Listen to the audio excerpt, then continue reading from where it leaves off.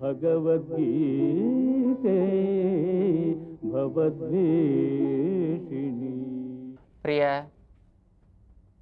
భగవద్బంధువులారా, భగవద్గీత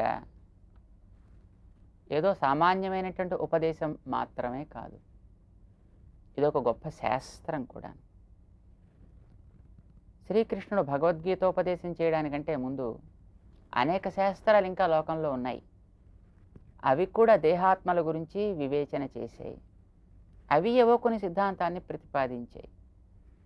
ఉపనిషత్తులు ప్రాచీనంగా ఉన్నాయి. అవి వీటి యొక్క స్వరూప స్వభావాలు చెప్పడానికి కొన్ని సిద్ధాంతాన్ని ప్రతిపాదన చేశాయి. అయితే ఉపనిషత్తులు చెప్పినటువంటి దాన్ని పూర్తిగా అంగీకరించకుండా తర్వాత వచ్చేటటువంటి సిద్ధాంతకర్తలు తమకి నచ్చినటువంటి తమ బుద్ధికి అందినటువంటి రీతిలో కొన్ని సిద్ధాంతాలని లోకానికి అందించారు. కపిలుడు అందించినటువంటి సాంఖ్య సిద్ధాంతము ఆ రకందే. అది ఒక రకమైన పరిణామ సిద్ధాంతం అని అంటాం అన్నమాట. వేదాంతులకి అది కొంచెం దగ్గరగా ఉంటుంది. అలానే తర్కము అనేటటువంటిది కూడా ఒక రకమైనటువంటి సిద్ధాంతం. తార్కికులు అని అంటుంటారు కొంతమందిని, ఏదో న్యాయమని వైశేషికమని అంటుంటారన్నమాట. వాళ్ళు కూడా ఈ ప్రకృతిని గురించి, వాళ్ళు కూడా ఆత్మని గురించి, పరమాత్మని గురించి కొన్ని రకాలైనటువంటి నిర్ణయాల్ని గతంలోనే చేసి ఉన్నారు.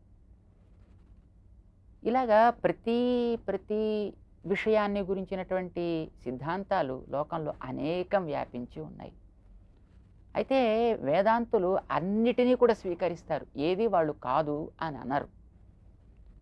ఏ సిద్ధాంతంలో ఏదేది ఎంతెంతవరకు అవసరమో అంతవరకు స్వీకరిస్తారు, దాన్ని తోడు చేసుకుంటారు. వేద మార్గంలో వాళ్ళు ప్రయాణం చేసేటటువంటి ఉద్యమాన్ని సాగిస్తారన్నమాట. మనకి లోకంలో తర్కం కూడా అవసరమే. సాధారణంగా తర్కం అంటే మన బుద్ధితోటి చేసేటటువంటి ఒక ఆలోచన రీతి. అది కనిపించే వాటిని బట్టి మనకు కనిపించని ఒకదాని గురించి ఊహిస్తూ ఉంటాం కదా.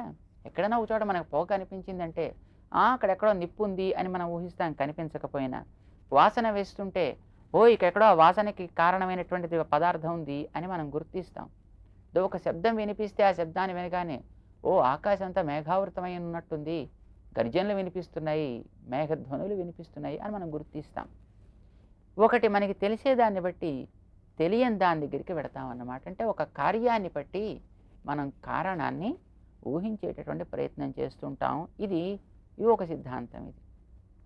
ఇలాగా అనేక సిద్ధాంతాలు ఉన్నాయి.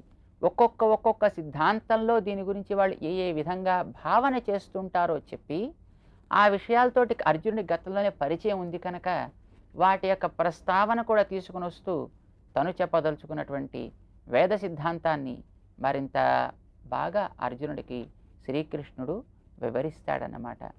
మనుషులంతా పాటించాల్సింది వేదం చెప్పినటువంటి వాస్తవాలనే. అపౌరుషేయమైనటువంటి వాంగ్మయం వేదం కనుక. ఒక తల్లి ఒక తండ్రి తమ సంతానం విషయంలో చాలా జాగరూకత, శ్రద్ధ, ప్రేమ కలిగి ఉంటారు.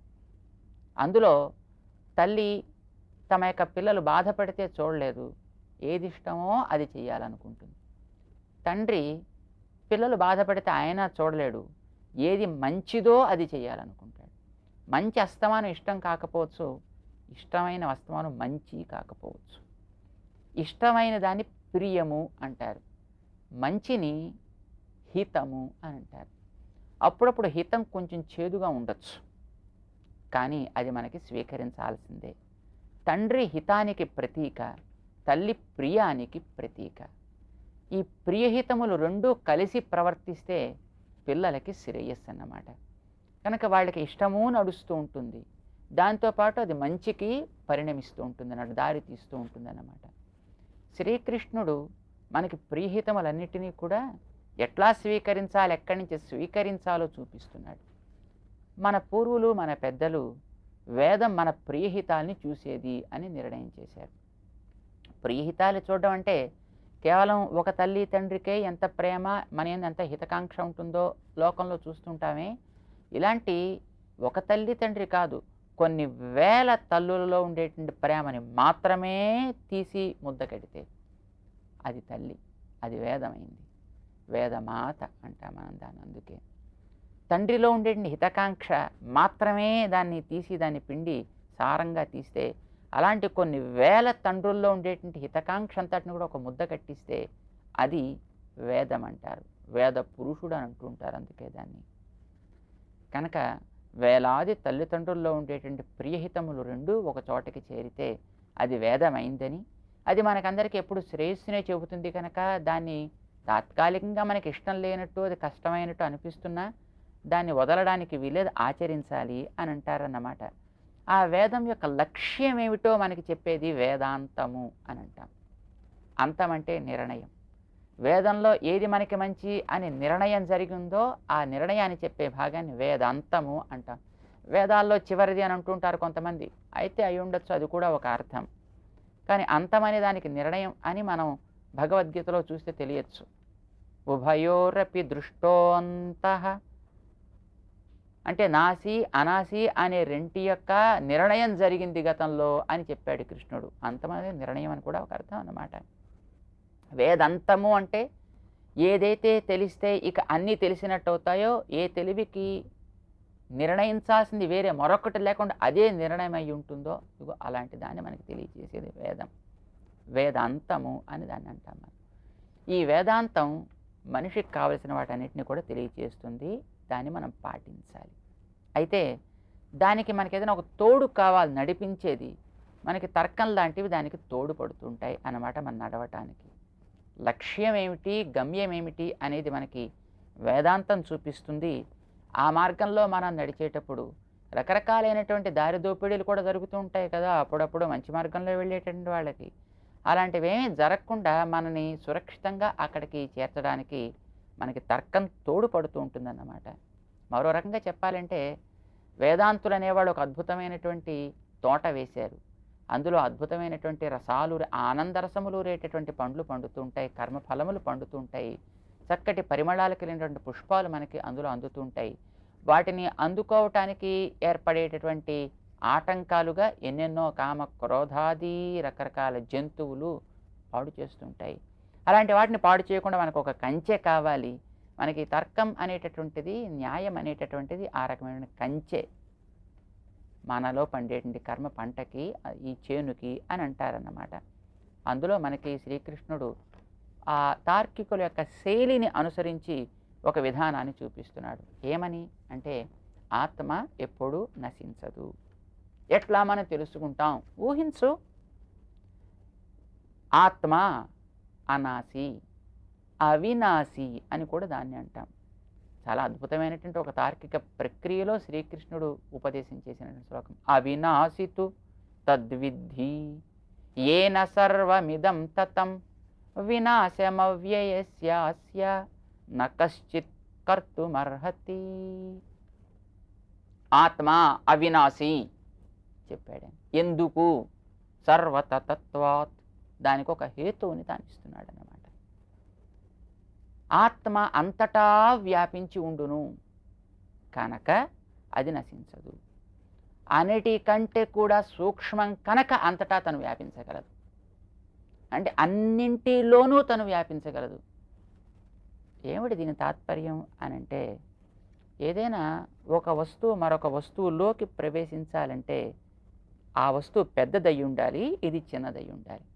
మనం ఇంట్లోకి ప్రవేశిస్తున్నాం, ఇల్లు పెద్దది, మనం చిన్నవాళ్ళం కనుక దాంట్లోకి ప్రవేశిస్తాం. మనలోకి ఇల్లు ప్రవేశించలేదు కదా, అంటే మనం చిన్నవాళ్ళం, ఇల్లు పెద్దది కనుక మనలోకి ఇల్లు రాదు. ఇప్పుడు ఏదైనా ఒక వస్తువు మరొక వస్తువులోకి ప్రవేశించాలంటే ఆ ప్రవేశించే వస్తువు చిన్నదై ఉండాలి, ఎందులోకి ప్రవేశిస్తోందో అది పెద్దదై ఉండాలి. చూడండి, ఉదాహరణకి ఒక గొడ్డలి పెట్టి మనం ఒక కర్రని కొట్టాం, కర్ర విడిపోయింది. ఎందుకు విడింది అంటే ప్రవేశించినటువంటి గొడ్డలి సూక్ష్మమైనది, కర్ర కొంచెం పెద్దది కనుక ఇది దానిలోకి దూరింది. ఇదివరకు అది కొన్నిటి యొక్క అణువుల యొక్క సంఘాతంగా, కొన్ని అవయవాల యొక్క కలయికగా ఉంది కనుక ఇది అందులోకి ప్రవేశించగానే అవయవాల్ని విడదీసేసింది, పుల్ల విడిపోయింది అని మనం అంటున్నాం. ఏ వస్తువైనా ఇంతే. అది లోపలికి ప్రవేశించేది ఒక్కొక్కసారి మనకు కనిపించవచ్చు, ఆ లోపలికి ప్రవేశించేది ఒక్కొక్కసారి మనకు కనిపించకపోవచ్చు. ఒక కుండ, ఆ కుండని మనం పైనుంచి చేత్తో కొట్టాము, ఇలాగా చెయ్యి లోపలికి వెళ్ళలేదు కదండి కుండలోకి అనిపిస్తుంది మనకి. కనుక లోపలికి వెళ్ళి దాన్ని పగలగొట్టాలని నియమేమిటి? కొండ పైనే మనం తాకిస్తేనే కొండ విరిగిపోతుంది కదా అని మనకు అనిపిస్తుంది. ఇది సామాన్య దృష్టికి. కానీ దాని జాగ్రత్త కనుక మనం కొంచెం పరిశీలించి చూసినట్టయితే అక్కడ చేత్తోటి మళ్ళీ మెత్తగా ఇలా పెట్టి ఇలా రాస్తే కుండ పగలదు. లేదు గట్టిగా ఊపుతో తీసుకొచ్చినప్పటికీ ఇలా అంటే తాకదు, ఆ కుండ పగలదు. లేదా ఏదో ఒక తమలపాకు లాంటిదో లేకపోతే గడ్డిపోత లాంటిదో తీసుకుని దాంతో మంచి ఊపుతోటి విసురుతోటి కొట్టినా ఆ కుండ పగలటం లేదు. అది ఒక బలం కలిగినటువంటి ఒక వస్తువు, ఒక వేగం కలిగి దాని మీద ఒక రకమైన ప్రయోగం కనుక చేయబడితే అప్పుడు అది అక్కడ ఆ వేగ ప్రభావం చేత కుండ పగలడం మనం చూస్తున్నాం. ఏంటవుతోంది అంటే కొట్టిన సుత్తి దాన్ని పగల్చలేదు, గాలి పగిల్చింది. గాలి ఆ కుండ లోపల ఉండేటువంటి అణువుల అవయవాల మధ్యకి దూరింది, వాటిని విడదీసింది. ఆ గాలి అలా దూరడానికి ఈ సుత్తి సహకరించిందన్నమాట. అందుకోసం సుత్తిని దాని మీద పెడితే పగలదు, లేదు మెత్తగా వెనకాతల నుంచి దానిలో తాకిస్తే అదేం పగలదు. వేగంతో కొట్టినప్పుడు ఈ వేగ ప్రభావం చేత గాలి యొక్క అణువులు కూడా కుండ అణువుల కంటే కూడా సూక్ష్మ తరాలు కనుక లోపలికి దూరాయి అన్నమాట. వెంటనే అది విడిపోయింది. ఏ వస్తువైనా ఇంతే, ఎక్కడ మనం విడదీయాలన్నా అదే పద్ధతి. కొబ్బరికాయని వేసి మనం గట్టిగా కొట్టాం, అప్పుడు కొబ్బరికాయలో ఏది దూరలేదు, మనం రాతి మీద వేసి దాన్ని కొట్టాం కానీ పగిలింది. ఎందుకు అంటే దాని యొక్క అవయవాలు ఇదివరకు కలిసి ఉన్నాయి, కొన్ని అవయవాల యొక్క కలయిక అది కనుక ఆ కొబ్బరి పైన ఉండేటువంటి పెచ్చు మరొకటి. దాన్ని మనం గట్టిగా కొట్టగానే ఆ వేగ ప్రభావం చేత గాలి ఆయా అవయవాల్లోకి దూరింది, వాటిని విడదీసేసింది. అందుకే కొబ్బరికాయను మనం మెల్లిమెల్లిగా ఇలా నేల మీద పెట్టా అంటే కొబ్బరికాయ పగలదు, లేదా దాన్ని నీళ్ల మీద కొడితే పగలదు, లేదా దాన్ని కేవలం ఇసుకలో కొడితే పగలదు. కింద ఉండేటటువంటిది గాలిని లోపలికి చొచ్చుకుపోయేటట్టుగా చేయగలిగిన ఘన పదార్థం కావాలి, ఘనద్రవ్యం కావాలి, ఒక మంచి బరువు కలిగిన ఒక ఘనమైనటువంటి వస్తువు కావాలి. అప్పుడు అక్కడ ఒక వేగం కావాలి, అప్పుడు గాలి లోపలికి దూరాలి, అప్పుడు విడదీసింది. విడదీసింది అంటే ఇదివరకు అవి కలిసి ఉన్నాయి అని అర్థం. కలిసి ఏమున్నాయి? వాటిని అవయవాలు అంటాం. ఇప్పుడు ఇవాళ విడిపోయి ఆ అవయవాలు మనకి విడిగా కనిపి ఇదొక పెంకు ఇదొక పెంకు కనిపించింది. ఇద్దరు కలిసి ఉండేటప్పుడు అవయవములతోటి కలిసి ఉన్న వస్తువు అవయవి అని దానికి ఒక పేరు పెట్టారు మన వాళ్ళు సాంకేతికంగా. పదం జ్ఞాపకం పెట్టుకోవచ్చు లేకపోతే మానేయచ్చు, కానీ కొన్నిటితోటి అది కలిసి ఉంది అనే విషయం మాత్రం మనం గుర్తుపెట్టుకోవాలి. ఈ దేహం కొన్ని అవయవాలు ఉన్నాయి దీంట్లో, వాటితోటి కలిసి ఉంది. కలిసి ఉంది కనుక ఇందులోకి మనం సూది గుచ్చగలుగుతున్నాం అంటే కొన్ని అవయవాలకు కూడిక, వాటి మధ్యలోకి దూరుతోంది సూది. సూది వీటికంటే కొంచెం సూక్ష్మం కనుక. అయితే ఆ సూదిలో కూడా మరొకటేదో మనం దూర్చవచ్చు. సూది కూడా అవయవాలే, అందులో కూడా అంతకంటే సూక్ష్మమైనది మనం దూర్చగలుగుతాం. అన్నిటికంటే ఏది సూక్ష్మమో దాంట్లోకి అంతకంటే సూక్ష్మమైనది అయితే మనం దూర్చగలుగుతాం. కానీ ఆత్మ అన్నిటికంటే కూడా చాలా సూక్ష్మము. ఇది శ్రీకృష్ణుడు చెప్పదలుచుకుంటున్నాడు. ఆత్మ యొక్క స్వరూపాన్ని కూడా మనకి శ్రీకృష్ణుడు నిర్ధారణ చేస్తున్నాడు అన్నమాట. ఆత్మ సూక్ష్మము అంటే ఆత్మ అణువు. అందుకే ఇది అన్నింటిలో దూరగలదు తప్ప ఇందులోకి మరొకటి ఏదో దూరలేదు. ఇది అన్నింటిలోకి దూరగలదు కనుక అన్నీ నశించేవి, ఇందులోకి మరేదో దూరలేదు కనుక ఆత్మ నశించి.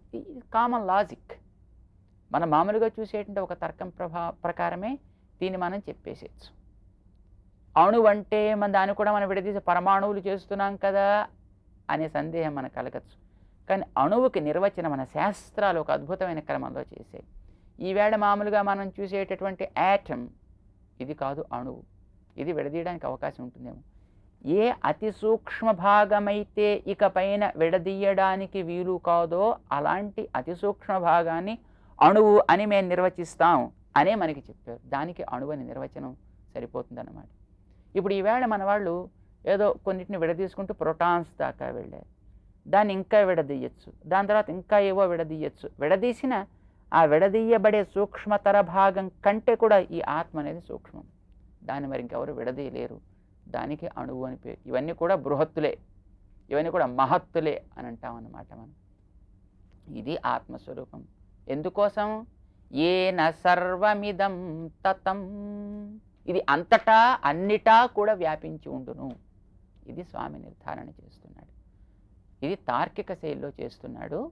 దాన్ని కూడా కొంచెం తెలుసుకోవడం మనకు అవసరం. మనకి శాస్త్రాలు అవసరం లేకపోయినా విషయమే ప్రధానంగా గుర్తించాల్సిన వస్తువుల యొక్క యథార్థ స్వరూపాన్ని కొన్నిటి ద్వారా మనం లోపల స్థిరపరచుకున్నప్పుడే మనం ఎలా ఉండాలి అనేది మనకు తెలుస్తుంది. కనుక ఇది కొంచెం క్లిష్టంగా అనిపించిన అవగతం చేసుకునే ప్రయత్నం చేద్దాం. జై శ్రీమన్నారాయణ.